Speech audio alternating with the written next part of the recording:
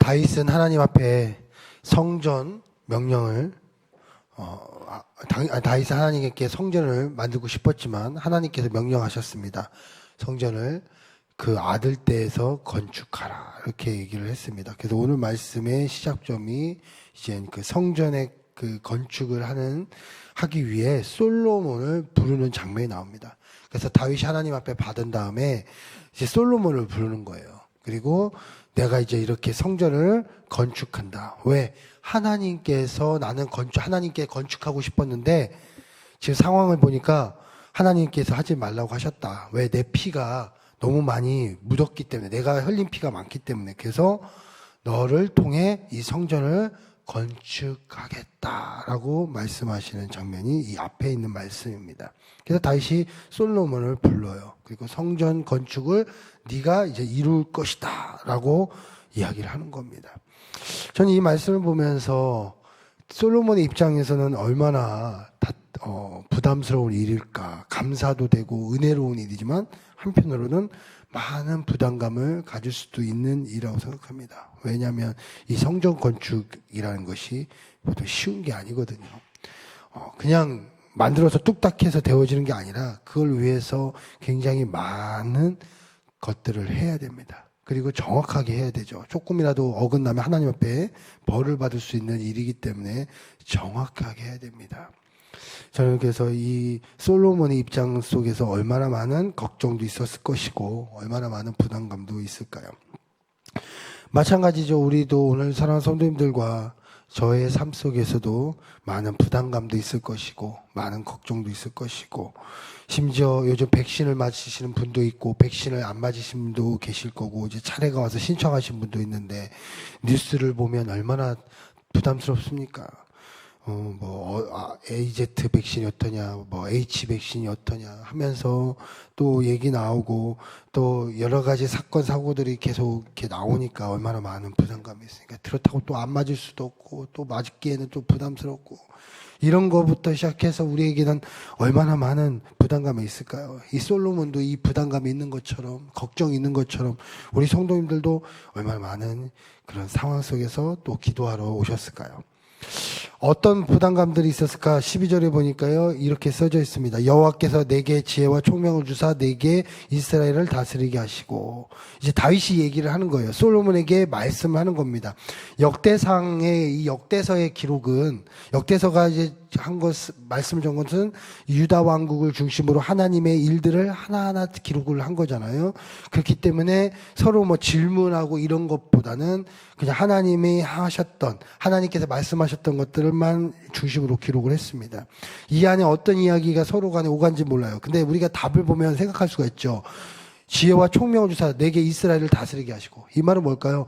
내가 이스라엘을 어떻게 다스릴까요? 이런 얘기예요. 그 뒤에는 12절에 율법을 지키게 하기를 더욱 원하라. 그러니까 영적인 부분도 이야기를 하는 거예요. 성전 건축을 하면서 얼마나 많은 그 걱정이 있을까? 성전 건축을 하면요, 많은 것들이 국가적으로 힘이 들어가야 됩니다. 많은 재정도 들어가야 되고 많은 시간도 들어가야 됩니다. 그러면 그에 따르는 많은 나라를 다스려야 되고 사람들의 마음도 붙잡아야 되고 또 살림도 필요하고 굉장히 많은 것들이 필요해요. 왜냐하면 성전 건축을 하면 하나로 만들어서 열심히 성전 건축을 해야 되잖아요. 그럼 사람도 마음을 잡아야 되죠. 또 영적인 것도 잡아야 되죠. 그것만 하겠습니까? 얼마나 많은 건축하면서 필요한 나라를 다스리는 일들이 쌓여 있습니다. 어떻게 하면 효율적으로 사람들을 써야 될 것인가, 배치할 것이며. 근데 이런 상황 속에서 솔로몬에게 하나님께서 다윗을 통해 말씀하시기를 지혜와 총명을 너에게 주노라 말씀하신 거예요.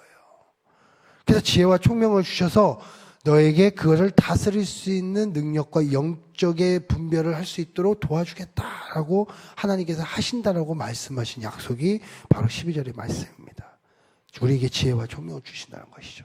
내가 어떻게 할 것인가 걱정되잖아요. 근데 하나님께서 우리에게 말씀하신 것은 너에게 그때 지혜와 총명을 주리라. 그래서 나중에 솔로몬이 어떤 왕이 됩니까? 지혜의 왕이 되잖아요. 그래서 막 지혜를 주시잖아요. 그때 막 솔로몬의 재판도 주시고 그때 그런 능력을 주시잖아요. 이게 바로 하나님의 약속의 이 성전 건축 가운데 솔로몬에게 주신 약속인 거죠. 너에게 지혜와 총명을 주리라. 우리 사랑하는 성도님들께도 하나님께서 그때그때 분별의 지혜와 총명을 주리라. 판단할 수 있는 능력을 주리라. 또 14절에 어떻게 써져 있냐면요. 솔로몬의 질문에 이렇게 답을 합니다. 그 심히 많이 준비하라. 이게 뭐냐면요.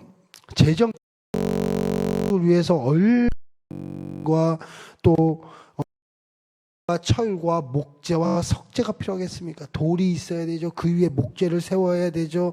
그 위에 나무로 다 엮어야 돼요. 그리고 그뿐만 아니죠. 이때 들어간 목재는 일반 목재가 아니에요. 길가에 흐트러 다니는 이런 나뭇가지를 모아서 하는 게 아니라 그것도 저쪽 북쪽에 있는 레바논이라는 그 땅 두로와 시돈에서 얻을 수 있는 백향목, 최고급 나무. 우리나라 따지면 울진에 있는 금강송 같은 나무. 우리나라 궁궐들 금강송이잖아요. 이 금강송이 뭐 일반 소나무가 아니라 이따만 아리따운 금강송. 우리나라 대표적인 금강송이 이제 울진에 있는데 그런 나무들이 궁궐에 갈 수 있는 것처럼 그런 나무들만 구해야 돼요. 그러면 얼마나 많은 돈이 필요하겠습니까? 우리 사랑하는 성도님들 가운데도 얼마나 많은 물질적인 고민이 있겠습니까? 이런 물질적인 부분. 근데 오늘 또 하나님께서 말씀하시죠. 그 무게를 견딜 수 없을 만큼 심히 많이 준비하고 다윗을 통해 다 준비해 줄 테니까 걱정 말라는 거예요. 이게 하나님의 약속이죠. 그만큼 다윗에게 공급을 해줘요. 그래서 어떤 일이 일어나냐면 앞에 보니까 두로와 시돈에서 백향목을 보내줘요. 그 정도로 하나님께서 공급해 주신다는 것이죠. 또 17절에 이렇게 써져 있습니다. 다시 또 이스라엘 모든 방백에게 명령하여 그의 아들 솔로몬을 도우라. 이 말은 뭘까요? 모든 방백들과 기술자들에게 대한 이야기가 나와요. 너 걱정하지. 그런데 하나님께서 누구를 보내주신다고? 기술자를 붙여주신다는 거예요. 기술자를. 앞에도 있습니다. 막 읽어보면 이제 써있는데 기술자도 붙여주시고 이거 할 수 있는 사람들과 방백들을 내가 다 마음을 하나로 만들어주겠다. 기술자뿐만 아니라 주변에 돕는 사람들을 다 이렇게 체계적으로 다 만들어주겠다라는 약속인 것이죠. 솔로몬에게 한 겁니다. 그러니까 솔로몬 기술자가 왜 어렵겠습니까? 단지 목재와 석재만 있어서 되는 게 아니죠. 이것을 만들어서 하나하나 세우고 하나로 만들어야만 이 일들을 일어날 수 있는 것이죠. 뭐 우리 사랑하는 손님들 제가 아무리 뭐 목재가 있고 석재가 있다 할지라도 내가 지금 제가 옆에서 10층짜리 빌딩은 만들 수가 없습니다. 뭐 조그만 뭐 오두막집 뭐 계집이야 만들겠지만 막 이따만한 막 큰 철근 막 아무리 재료가 있어도 저는 만들 수가 없어요. 왜냐면 그에 따른 장비가 있어야 되죠. 그에 따른 기술이 있어야 되는데 그런 게 얼마나 많이 필요하겠습니까? 그런데 하나님께서 다윗을 통해서 걱정 말라. 내가 다 너에게 붙여주시고 명령하여서 다 하나로 만들어 놓겠다라는 거예요. 이게 바로 하나님의 은혜라는 것이죠. 하나님이 솔로몬을 부르시면서 솔로몬을 세우시면서 성전 건축을 하면서 야, 너 그냥 해. 이게 아니라는 거예요. 너 이거 내가 하고 싶으니까 너 이거 해. 그러니까 만들어 봐. 너 이거 한번 해봐. 이런 게 아니라는 것이죠. 뭘까요? 내가 이렇게 해. 대신 그 안에 너에게 지혜와 총명을 주시고 이런 것들을 공급해 주셔서 네가 감당할 수 있도록 하나님께서 인도하시겠다라는 게 바로 우리 하나님의 은혜라는 것입니다. 우리 사랑하는 성도님들, 우리 자녀들도 오늘 바라보시고 하실 때 저는 이 솔로몬에게 하셨던 이 다윗의 말처럼 우리 성도님들도 권면했으면 좋겠어요. 자녀들에게. 네가 하는 이 모든 일들이 그냥 하나님 안에서 우리가 하는 모든 일들이 그냥 이루어지는 것이 아니라 바로 이렇게 하나님이 다윗을 통해 준비해 주신 것처럼 너에게도 준비해 주시는 그 하나님이시단다. 그냥 맡기시는 일이 아니라 하나님께서 하나하나 붙여주시는 하나님의 은혜란다. 이것이 바로 우리 사랑하는 성도님들과 함께 하시는 하나님의 은혜인 줄 믿습니다. 그래서 우리는 이런 마음으로 오늘도 나가기 원합니다.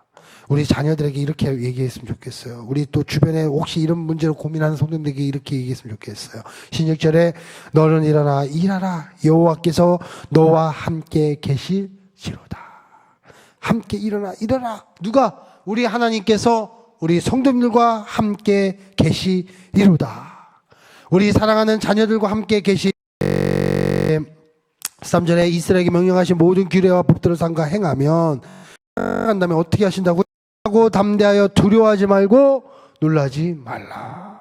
아멘. 이게 바로 우리 하나님이신 줄 믿습니다.